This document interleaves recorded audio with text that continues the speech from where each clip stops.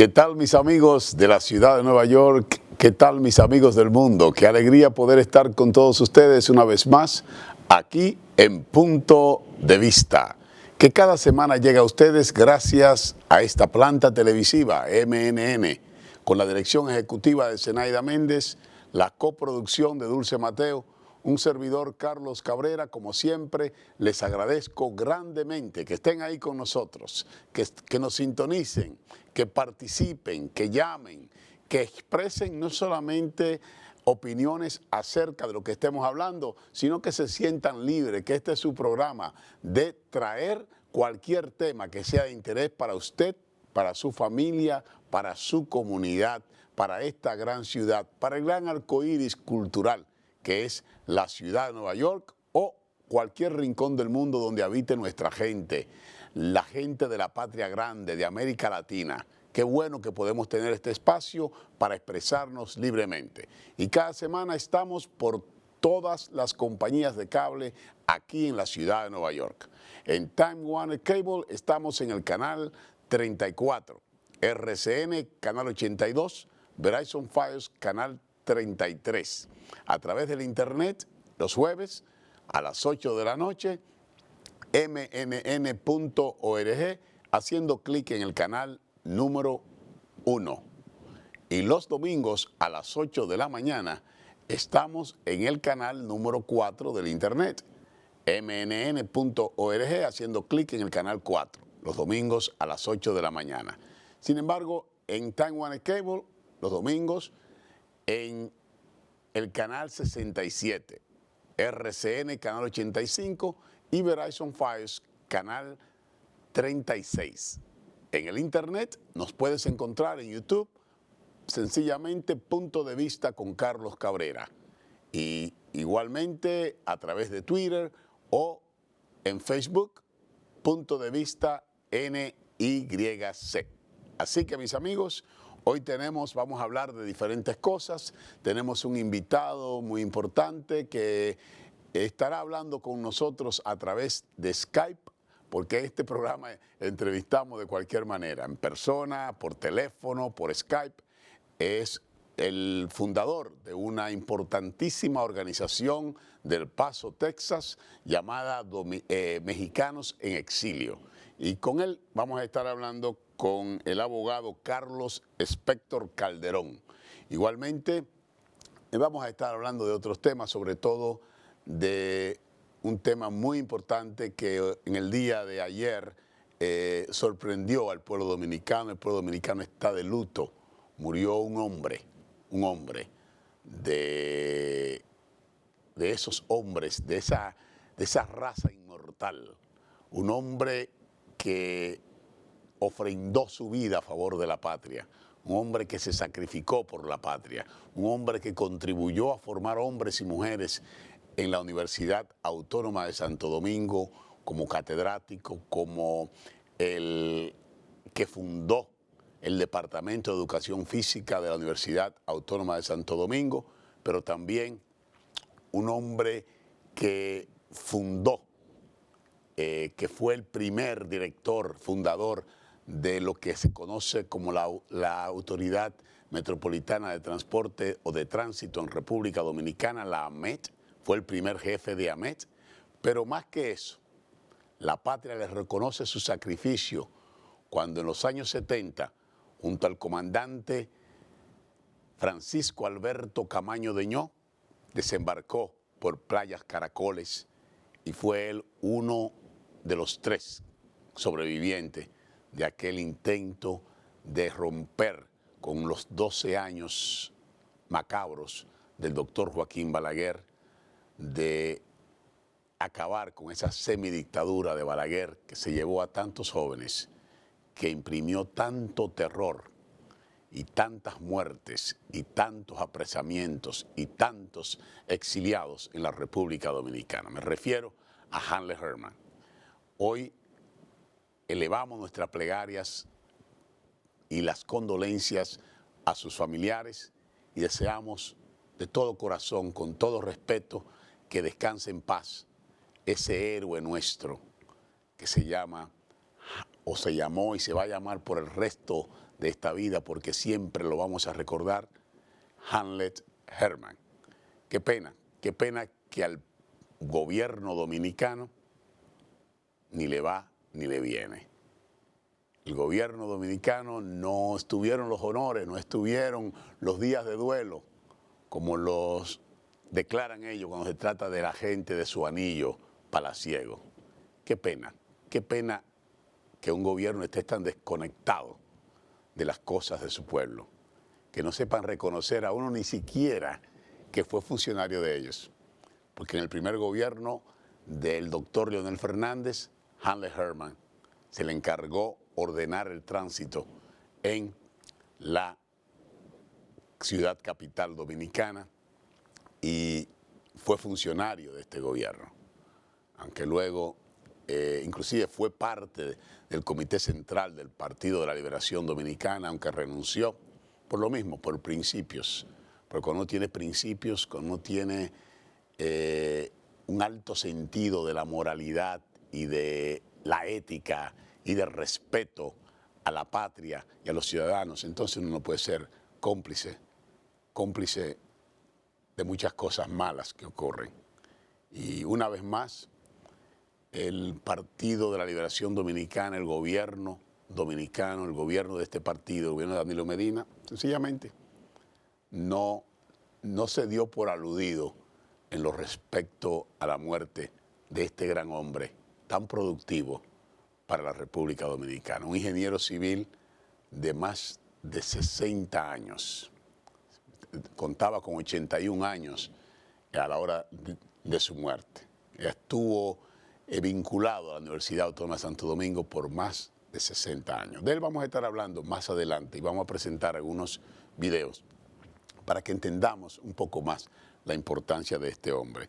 Sin embargo, hoy queremos felicitar a todos los dominicanos porque en el día de hoy se está celebrando el Día de la Virgen de la Altagracia. Todos los devotos de la Virgen de la Altagracia, los católicos, ya que la Iglesia Católica y el gobierno dominicano hace tantos años declararon a la Virgen como la madre y patrona del pueblo dominicano. Así que mis felicidades a todos los altagracianos, mis felicidades al pueblo dominicano que en el día de hoy están de fiesta, están celebrando el día de su Virgen, la Virgen de Altagracia.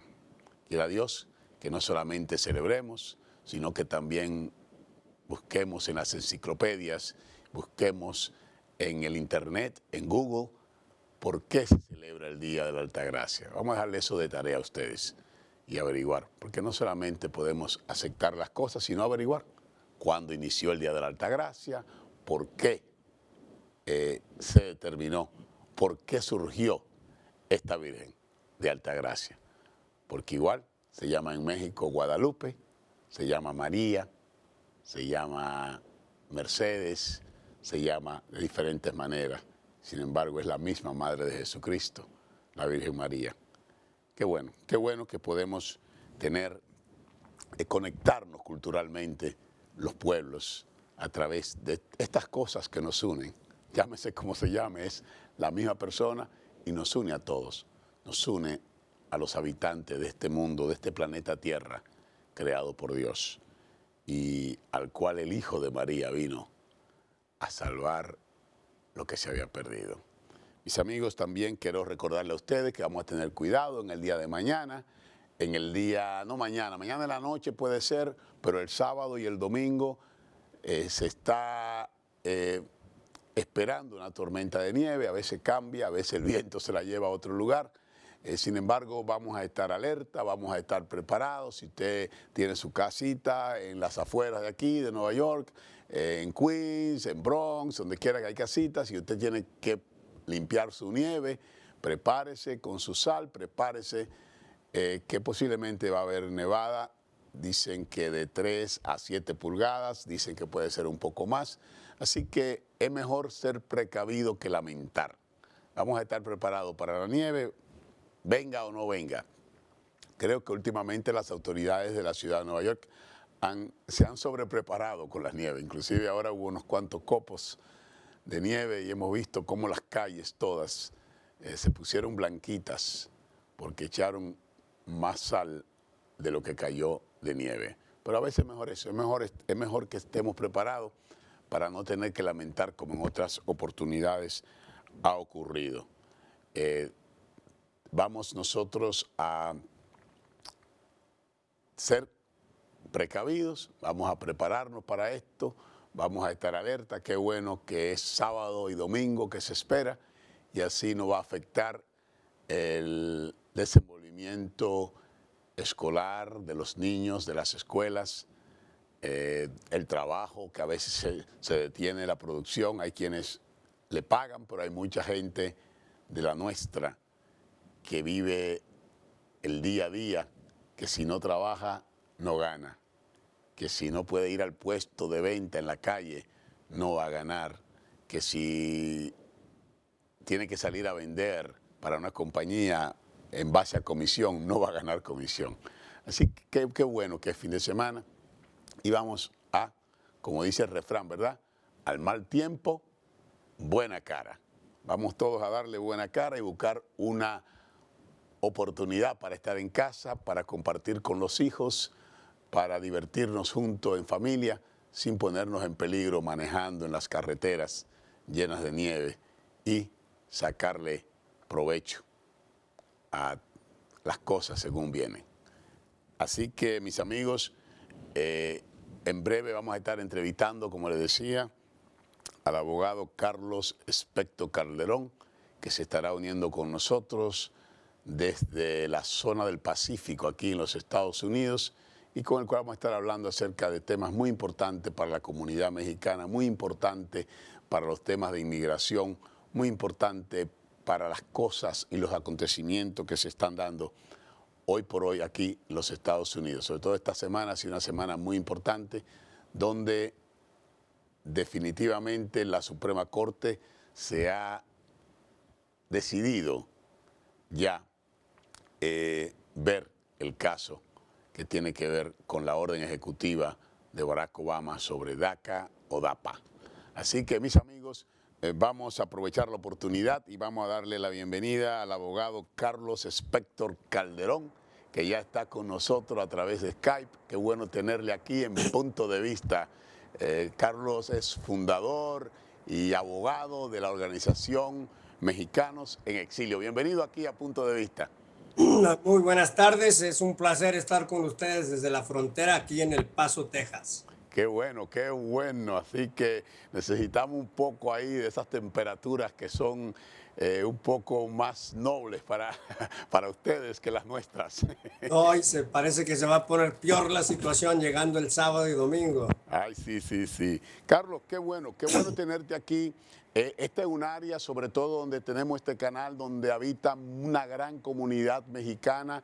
Ustedes tienen una organización que se fundó, que creció para eso, para ayudar a los compatriotas mexicanos que son un número significativo de la población, sobre todo de los sectores que mueven el desarrollo de este gran país. ¿Cómo surge, cómo nace la organización Mexicanos en Exilio? Claro que sí. Mira, en marzo 2008, el presidente Calderón de México suelta el ejército hacia el norte para empezar a investigar o actuar en forma de policía en el norte. Lo habían hecho, se llamaba el proyecto Conjunto Chihuahua. El presidente Calderón lo había iniciado en Michoacán primero y era Conjunto Chihuahua. Y el propósito era reunir las fuerzas militares y federales con los estados individuales y la policía municipal. Pero realmente lo que vimos muy pronto es que realmente fue una operación netamente militar. Y había 3 casos inmediatamente que nos enseñó que aquí había algo muy distinto y un patrón. Inicialmente, en fines de 2008, llega el ejército a Ascensión, Chihuahua, que queda muy cerca de la frontera, cerca de Arizona. Y la primera persona dentro de todas sus operaciones que arrestaron era un periodista mexicano, Emilio Gutiérrez Soto, lo torturan, lo golpean, lo amenazan con muerte en 2008 por un artículo que escribió en 2005. Después de eso, arrestan a Cipriana Jurada, un derecho humanista del Paso, de Juárez, cerca del Paso, Texas, también por haber cerrado el puente internacional, que es muy común con protestas fronterizas. En 2009-10 la arrestan por algo que hizo en 2008 y finalmente en el Valle de Juárez, de donde soy yo, en Guadalupe, Distrito Bravo, Chihuahua, arrestaron y asesinaron 6 miembros de la familia Reyes Salazar, que históricamente era una familia muy unida, muy política, muy brava, que denunciaban abusos en la comunidad. Entonces empiezan las críticas contra el ejército mexicano e inmediatamente nosotros vemos un patrón. Parece que vinieron y que era una limpieza ideológica, silenciando la protesta y avisando a las comunidades que a periodistas, activistas de derechos humanos y activistas sociales no se iban a tolerar, menos escuchar.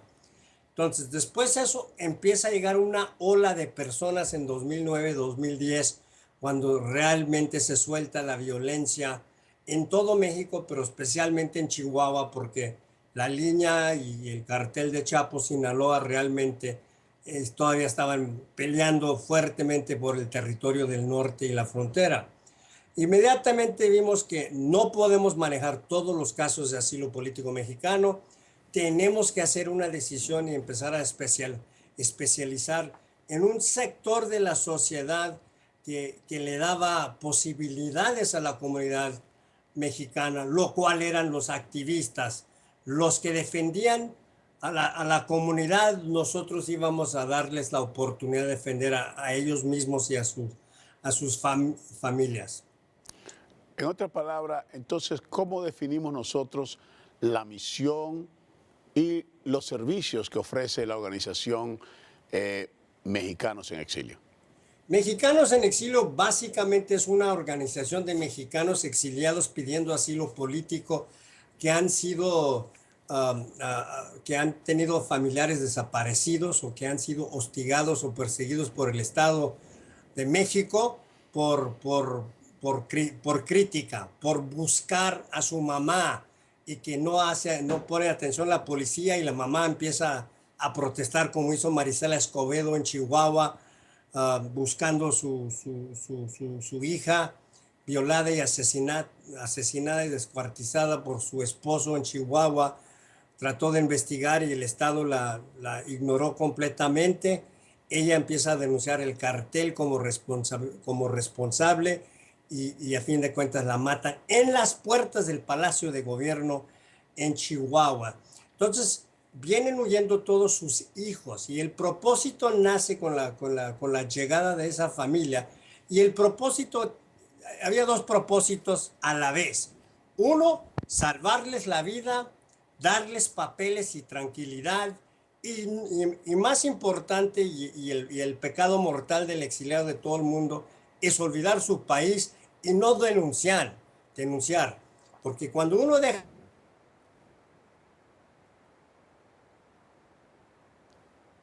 Parece ser que se está frizando. Ok, puede seguir. Entonces, representa una válvula de escape para el Estado, porque si no quejas, si no denuncias, no existes. Entonces ya se olvidan de la persona, la familia, la queja, y uno se queda con su miseria y su trama en otro país. Entonces la idea es que no dejen de denunciar los abusos que les causaron salir del país y a la vez empiezan a integrarse en este país. Entonces hemos tenido bastante éxito precisamente en estos días. Trabajamos con grupos en Chihuahua. Han arrestado el coronel Luján en Chihuahua, que fue un militar encargado del batallón 35 en Chihuahua, que asesinaron a muchas personas en el estado de Chihuahua y por fin le dieron 33 años en la cárcel. La primera vez que se hace en el norte y muy raro en México. Entonces, colectivamente como comunidad, como frontera, hemos tenido éxito trabajando con los grupos de Chihuahua. Carlos, yo hago una relación de lo que usted describe con recientemente, hace 2 semanas, teníamos aquí un gran número de personas familiares de los 43 estudiantes que han sido sencillamente borrados del mapa de México, no se sabe nada de ellos. Y cuando yo lo relaciono con esto, mi pregunta a usted, que es un abogado, que es un activista de esta causa, ¿cuál es la reacción de los organismos internacionales? ¿Cuál es la reacción del Comité de Derechos Humanos de la OEA, de la ONU, ante tantos atropellos? Pues mira, las denuncias internacionales no son los problemas, el problema.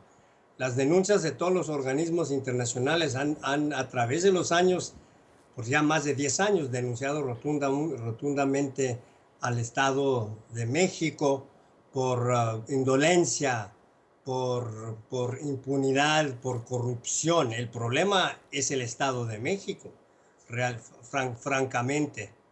Sí, otro aspecto. Ustedes se basan fundamentalmente en eso, en ayudar a las personas al exilio. Y yo sé que hay un gran número de gente aquí, no solamente mexicanos, que no asimila la idea del exilio. Y me gustaría que explicara eso, porque hay gente que cree que exilio es donde hay una guerra, que exilio es, pero hay muchas condiciones. Y usted que está relacionado con la materia, me gustaría que explicara acerca de esto, del recurso del exilio, quiénes y cómo puede aplicar. Eso es. Si el exilio realmente es la expulsión de su país, principalmente por razones políticas. Hay muchos exiliados que huyen por terror en sus comunidades, por criminales. No cada acto criminal constituye el basis para asilo político. Asilo político es una protección para personas huyendo su país de origen que te están persiguiendo basado de 1 de 5 razones. Y cuando llegan al puente pidiendo asilo, los de la aduana y la migra te hacen preguntas muy concretas y no definen sus términos. Estás huyendo porque te están persiguiendo por tu raza, no religión, no minoría nacional como un grupo indígena, no opinión política, no un grupo social. ¿Qué implica cada de esas definiciones? Pero si dices no porque no entiendes y estás traumatizado y asustado, entonces te lo niegan. Entonces no todos califican para asilo político, pero por eso es importante y es parte de lo que estamos tratando de hacer con esta campaña que llevamos, es empezar a educar a la comunidad latina, pero para nosotros nuestro reto y tarea es la comunidad mexicana. ¿Por qué? Porque el 99% de todos los casos de asilo político en el país ante los 276 jueces de migración son rotundamente rechazados por razones de política internacional y tanto como por razones políticas de quiénes son los jueces. Hemos analizado los jueces y la gran mayoría que rechazan los casos a esa altura son ex-migra. Entonces tenemos los mismos que nos arrestaban y nos deportaban juzgándonos. Y entonces es una forma de confirmar esa política anti-mexicana. Y parte del problema es histórico y regional, que realmente le tienen mucho miedo. ¿Quién atacó primero el candidato Trump? Netamente a la política, a todo inmigrante, pero en específico es la primera vez que la comunidad mexicana ha sido identificado como un grupo distinto. Vamos a crear un muro en México, en la frontera, y los mexicanos van a pagar. ¿Cuáles mexicanos? Los que manden sus remeses.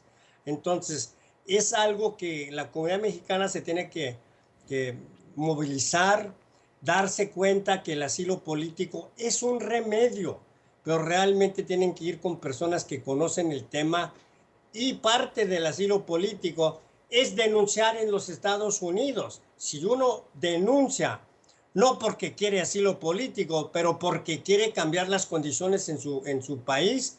Entonces, eso puede constituir asilo político, no en términos de un chanchullo chantaje, sino realmente algo sentido de corazón, de que si no colectivamente denunciamos los abusos en México va a seguir. ¿Cuáles son los principales o más comunes problemas que enfrentan los mexicanos que son asistidos en este aspecto por su organización? Mira, yo diría, la gran mayoría de los casos de asilo político mexicano son los casos de extorsión, ¿ok? Y esos generalmente la ley y los jueces han dicho que alguien que está huyendo extorsión no califica por asilo político porque es un acto criminal que no tiene que ver nada con política o con el Estado. Porque si uno es hostigado por el Estado, uno califica para una especie de papeles que se llama la Convención contra Tortura. Si es el Estado, entonces es distinto. Si es un sector privado o no estatal, entonces sí te pueden dar asilo político. Y es la extorsión. Pero lo que pasa es que no existe en nuestra perspectiva el crimen organizado. Esa narrativa es algo que cae dentro de la perspectiva norteamericana donde todo es blanco y negro.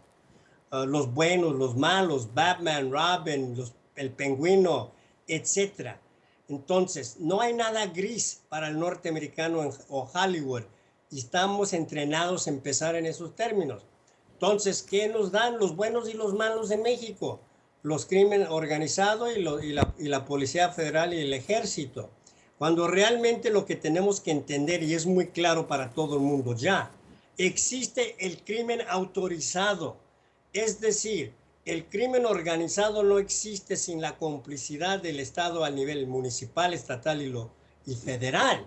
Y cuando es el Estado que es el líder en este crimen, por impunidad o por acción, permite el criminal abusar a la comunidad. Entonces fue un acto del Estado y eso eleva las posibilidades de hacer justicia en los Estados Unidos, dándole tranquilidad y papeles a través del asilo político y también denunciar en México. No deben de olvidar, y mucha gente tiene miedo de denunciar porque muchos vienen de municipios muy chicos y pues si denuncio en New York, entonces ¿qué va a pasar?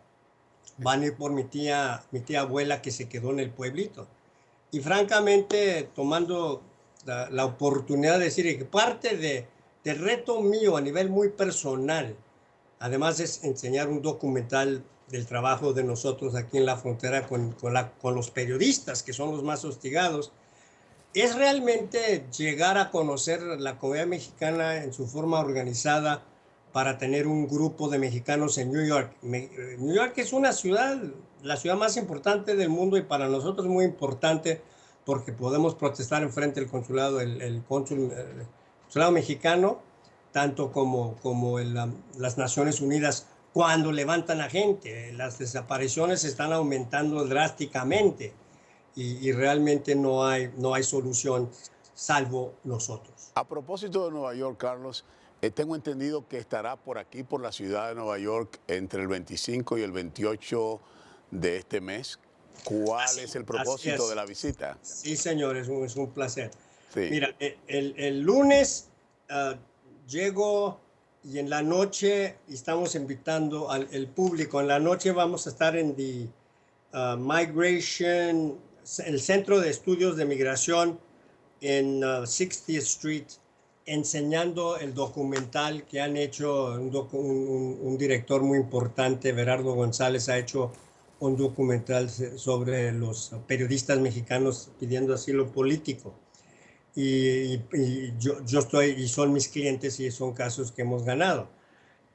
Pero el martes estoy en Cardoso Law School participando con unos académicos sobre los abusos de procedimiento dentro de la ley de migración y creo que es importante compartir de que desde 96 antes de 96, la gran mayoría de los procesos para sacar a nuestra gente era ante un juez.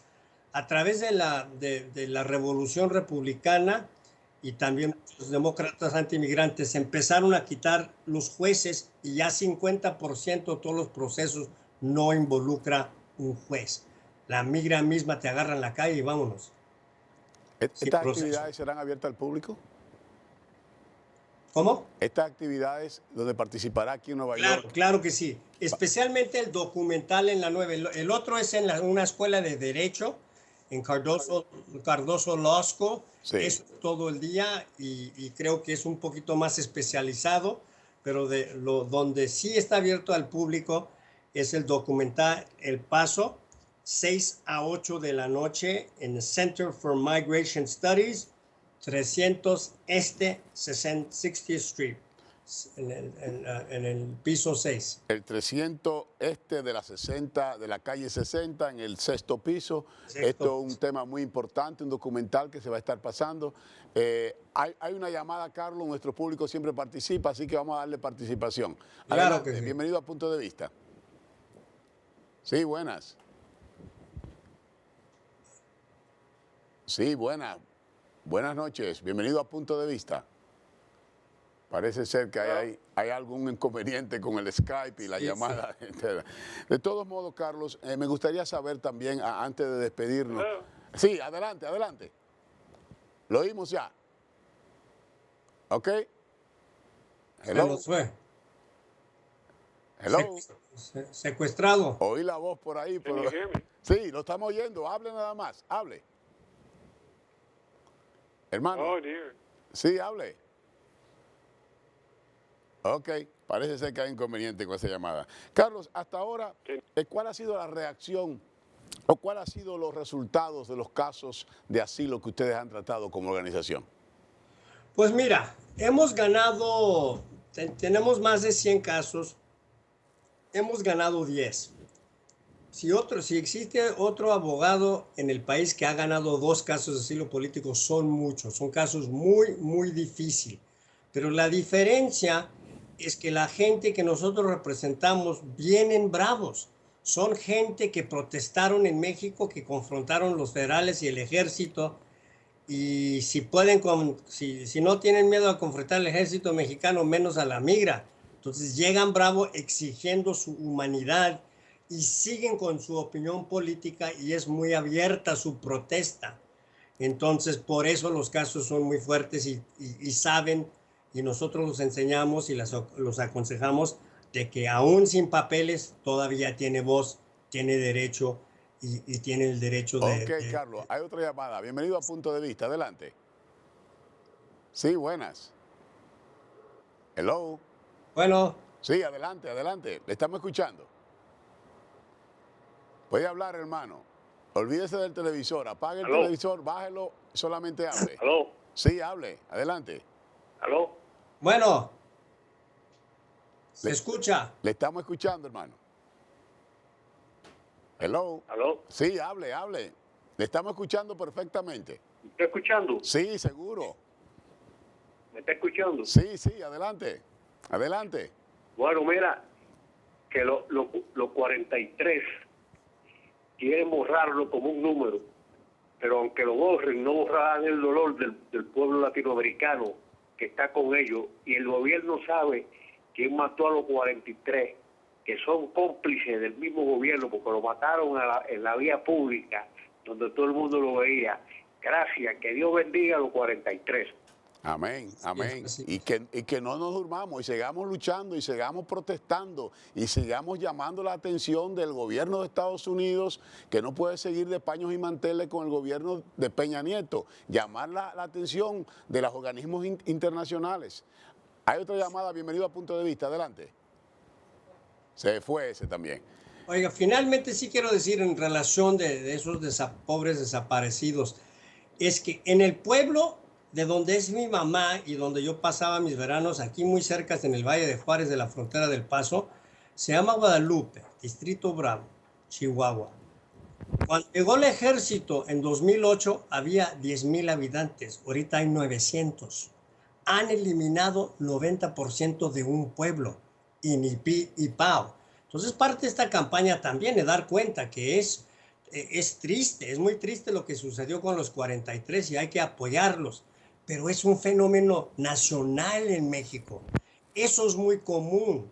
Yo diría de los 67 municipios del estado de Chihuahua, 40, 45 definitivamente son controlados por el crimen autorizado, y los que controlan a eso los delincuentes y los políticos en conjunto, que realmente siguen extorsionando y desplazando a gente.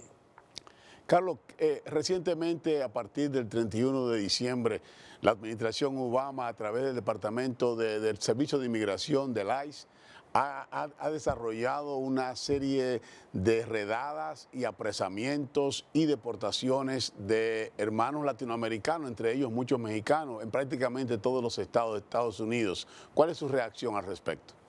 Pues mira, yo creo que tristemente aún el presidente Obama cae en la trampa de la política anti-inmigrante dentro del Partido Republicano, que se ha convertido en una causa muy popular dentro de esos elementos.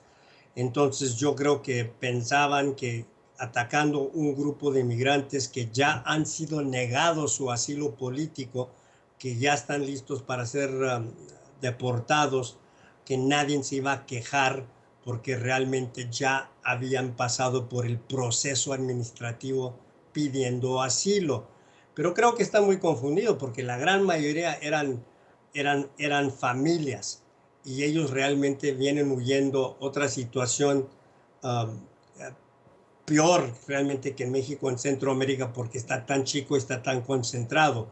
Pero realmente creo que era una manera de tratar de calmar a la derecha en el país, y también decir que el Partido Demócrata también puede ser fuerte contraparte de la comunidad de inmigrantes, especialmente esos sin voto, sin poder y sin la capacidad o experiencia para participar políticamente en nuestro país. Carlos Spector Calderón, muchas gracias por estar con nosotros, de la organización Mexicanos en Exilio. Qué placer tenerle con nosotros. Gracias por haber concedido esta entrevista a través de Skype. Un abrazo, hermano y hermanos. Nos vemos en New York 6 en el documental del Paso. Quiero compartir lo que está pasando aquí en la frontera y hablar con ustedes de cómo podemos ayudarnos. Ok, muchas gracias, hermano. Adiós, buenas noches. Sí. Vamos a la promo nosotros, señores, y luego regresamos. Adelante.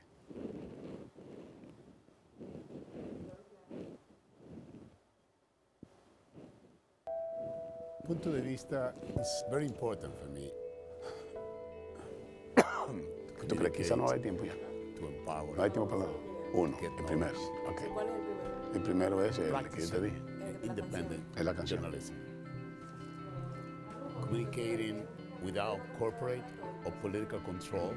Llame y dialogue con el anfitrión Carlos Cabrera sobre los acontecimientos actuales que dan forma a la ciudad de Nueva York. Punto de vista, en vivo los jueves a las 8 p.m. en MNN1. MNN, estación de cable de acceso público de Manhattan. Mis amigos, y en la continuidad de Punto de Vista, vamos, como le prometí a ustedes, a hablar ahora un poco acerca de Hanley Herman. Mucha gente ha oído estos días en la noticia, murió Hanley Herman ayer, murió Hanley Herman. Mucha gente no sabe quién es Hanley Herman. Y yo le decía por eso a ustedes, es un hombre que ha dado mucho a nuestra patria. Es un hombre que, aparte de que ha sido un catedrático, un ingeniero civil, un deportista, fue pelotero, también se preparó en el exterior, fue exiliado político durante el gobierno del doctor Joaquín Balaguer, se preparó y a bordo de un barco desembarcaron en la playa Caracoles, en Ocoa, para hacer una guerra de guerrilla. Lamentablemente, muchos de los comprometidos a apoyarlo se quedaron debajo de la cama, se quedaron afuera. Y sus compañeros fueron asesinados por el gobierno del doctor Joaquín Balaguer, y Hanley Herman y otros dos quedaron vivos. en el día de ayer este hombre falleció. Vamos a ver qué fue Playa Caracoles para entender mejor quién fue Hanley Herman y el coronel Camaño Deño.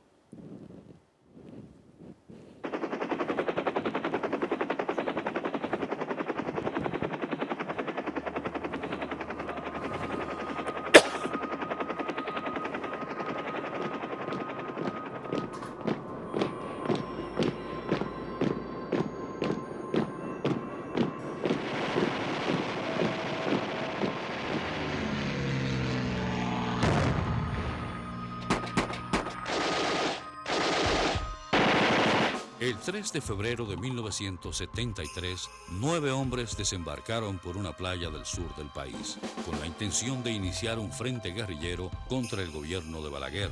Al frente del grupo estaba el coronel Francisco Alberto Caamaño Deño.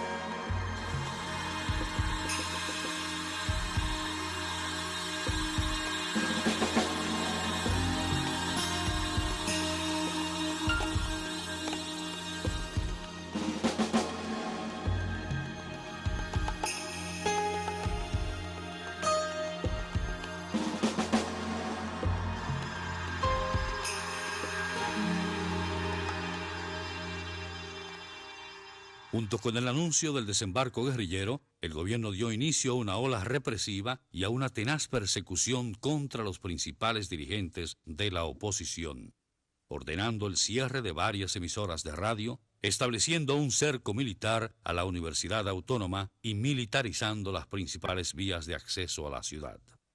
Hace apenas algunas horas regresé de las zonas del municipio de San José de Ocoa, en donde actualmente se desarrollan algunas acciones subversivas que realiza el grupo de guerrilleros. Inspeccioné personalmente, en compañía del secretario de Estado de las Fuerzas Armadas y del jefe de Estado Mayor del Ejército, el sitio en que el lunes último se produjo el primer choque sangriento entre una patrulla militar y el grupo de guerrilleros que desembarcó en la playa de Caracoles. 13 días después del desembarco, el 16 de febrero, las Fuerzas Armadas anunciaron la muerte del coronel Francisco Alberto Caamaño Deño, junto a 2 de sus compañeros, en el paraje Nizaito, sección La Horma de San José de Ocoa. El contraalmirante Ramón Emilio Jiménez Hijo, secretario de Estado de las Fuerzas Armadas, el mayor general Enrique Pérez y Pérez y el brigadier Juan René Bochams Javier mostraron el cadáver de Caamaño a un reducido grupo de periodistas que fue trasladado en helicóptero hasta el lugar donde se encontraba el cuerpo sin vida de Caamaño y los de sus compañeros Eberto Giordano Lalane José y Alfredo Pérez Vargas. Aunque las Fuerzas Armadas informaron que Caamaño había muerto en combate, testimonios posteriores afirman que el coronel Caamaño fue fusilado, luego de haber estado prisionero de las tropas del Ejército Nacional que lo perseguían.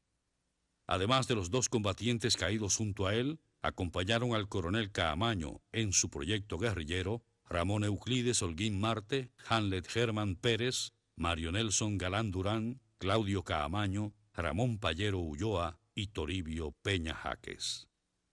Luego de una intensa persecución entre las montañas de la Cordillera Central, para finales de marzo, las Fuerzas Armadas anunciaron la eliminación del foco guerrillero, quedando como únicos sobrevivientes Hanley Herman, Claudio Caamaño y Toribio Peña Jaques, los cuales, tiempo después, salieron para el exilio. Con la muerte del coronel Francisco Alberto Caamaño Deño, a los 41 años de edad, desapareció una de las figuras más importantes de la historia dominicana del siglo XX. Caramba, caramba, Francisco Alberto, caramba, mi comandante te hiciste el muerto en la sierra.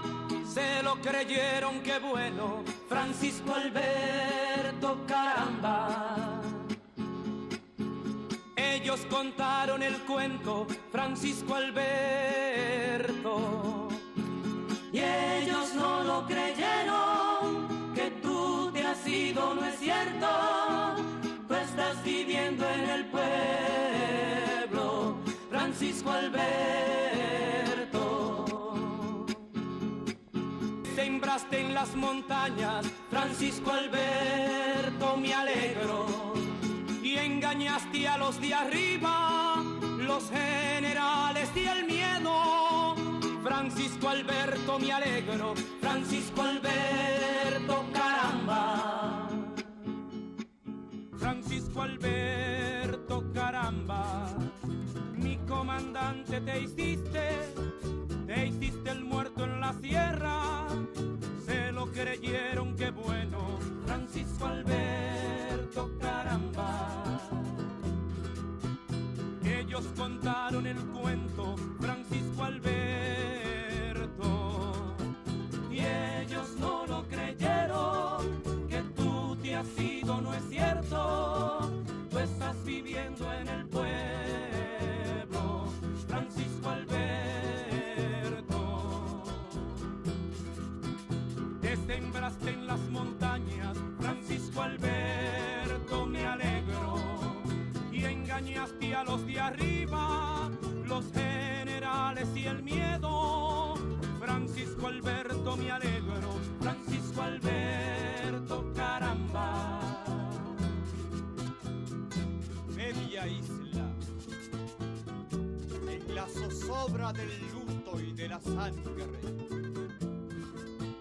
Media isla, la presencia centenaria de los yanquis.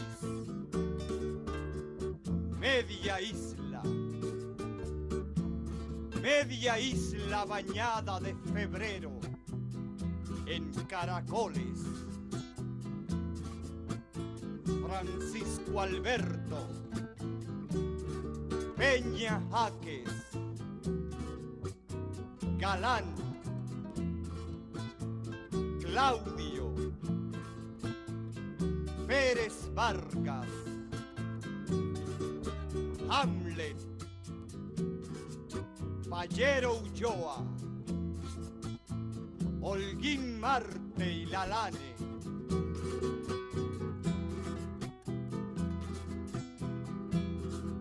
Dijeron que estabas muerto, Francisco Alberto, caramba. Y que en un sitio ignorado enterraron tu fusil, Francisco Alberto, y tu cuerpo, Francisco Alberto, caramba. Ellos contaron el cuento, Francisco Alberto, y ellos no lo creyeron, que tú te has ido, no es cierto, tú estás viviendo en el pueblo, Francisco Alberto.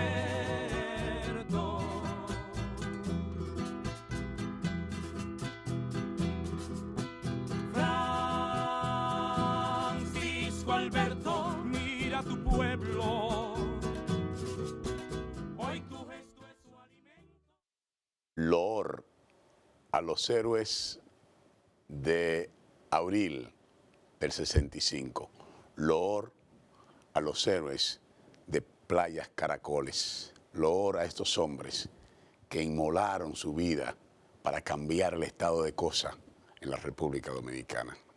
En esos 12 fatídicos años donde empezaron a descomponerse la República Dominicana hasta el extremo de lo que estamos viviendo hoy, un verdadero desorden. Y qué pena que no reaccione el gobierno dominicano ante la pérdida de un hombre que fue de provecho para la República Dominicana.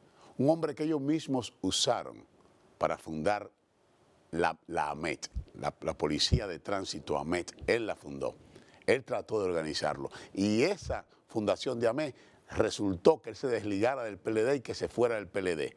Porque ese mismo Danilo Medina que gobierna el país hoy en día le envió esta carta a Hanley Herman, amenazándolo, porque Hanley Herman tuvo el atrevimiento de, cuando los funcionarios de gobierno, cuando los altos jefes militares de gobierno ponían el mal ejemplo parqueándose, le llevaba los carros con la grúa, le daba contravenciones. Y Danilo Medina acusó a Hanley Herman de tener un excesivo celo por el cumplimiento de la ley y lo amenazó con sanciones disciplinarias si continuaba con su falta de consideración hacia los funcionarios del gobierno PLDista. Y a ese hombre, el presidente Danilo Medina, siendo secretario de la presidencia del doctor Leonel Fernández, lo reprimió porque tuvo el atrevimiento de remolcar un carro de Andino Peña, que todavía sigue ahí, ordeñando la vaca del Estado, ordeñando los dineros del Estado. Por eso no declaró duelo nacional Danilo Medina. Cuando, sin embargo, cuando desgraciadamente, porque cualquier muerte es lamentable, asesinaron a Juancito Banquesport, el síndico de Santo Domingo Este, declaró duelo nacional, hicieron una algarabía, los periodistas que son bocina del gobierno se volvieron locos con ese tema, ahora no.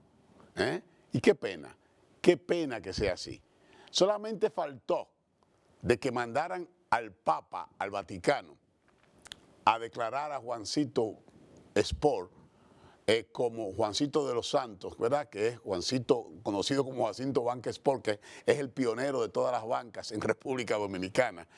Y solamente faltó eso, mandar al cardenal López Rodríguez al Vaticano a solicitarle al Papa que lo declarara santo protector de todos los banqueros en la República Dominicana. Sin embargo, cuando un hombre que a través de los años, por más de 60 años, un servidor a la patria, desde la Universidad Autónoma de Santo Domingo, desde sus cátedras, desde el deporte donde funcionó, desde el trabajo que desempeñó en AMET, pero sobre todo ese intento fracasado de sacar a nuestro país de las garras del doctor Joaquín Balaguer a través de desembarque por Playas Caracoles. Loor a Hanle Herman, nuestro respeto a Hanle Herman, a su memoria, que descanse en paz, nuestras oraciones y condolencias a la familia de Hanle Herman. Vamos a ver brevemente a Hanle Herman explicándonos acerca de estas aventuras de Caracoles.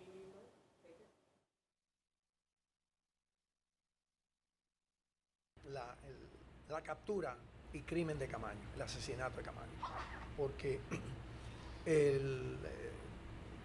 ahí está el detalle, toda la investigación que yo he hecho, en documentos, entrevistando militares, gente que se decidió a hablar.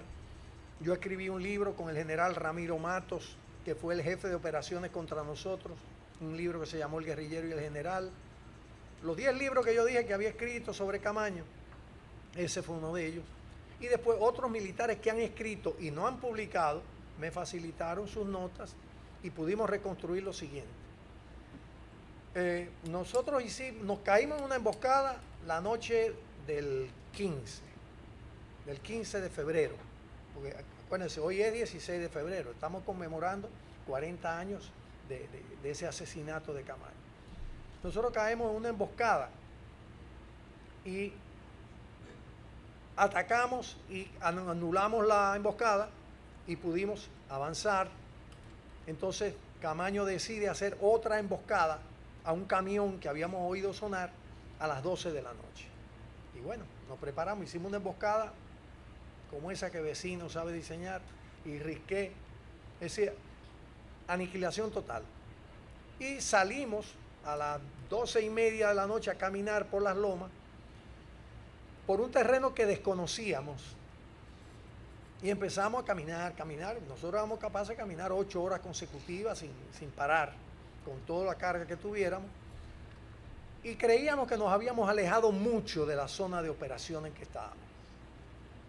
Pero era más bien una zona maderera, lo que había era trillos, pero de poca pendiente, que daban mucha vuelta, y en realidad no nos alejamos tanto. Y en la madrugada, cuando mandan a seguirnos a nosotros, ya habíamos parado de caminar a las 5, creo que fue, a las 5, a las 6, ya con la luz del día, el guerrillero se aplaca, y uno de los compañeros colgó para que se secara, una cartuchera y unas medias en un arbolito que había ahí, y nos tiramos a descansar. Y las tropas que nos estaban siguiendo era el pelotón de reconocimiento del 6º Batallón de Cazadores, o sea, las mejores tropas que había preparado el ejército de los Estados Unidos para capturarnos a nosotros, para aniquilarnos.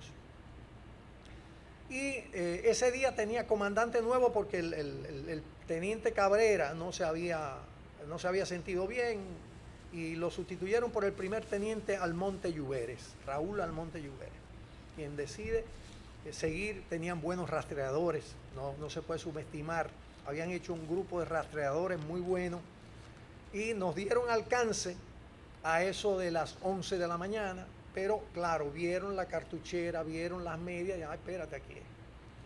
Nos rodearon y dichosos nosotros que sobrevivimos algunos. Pero hay un detalle interesante. Y es que cuando empiezan a atacarnos con el M79, que es un fusil que dispara granadas,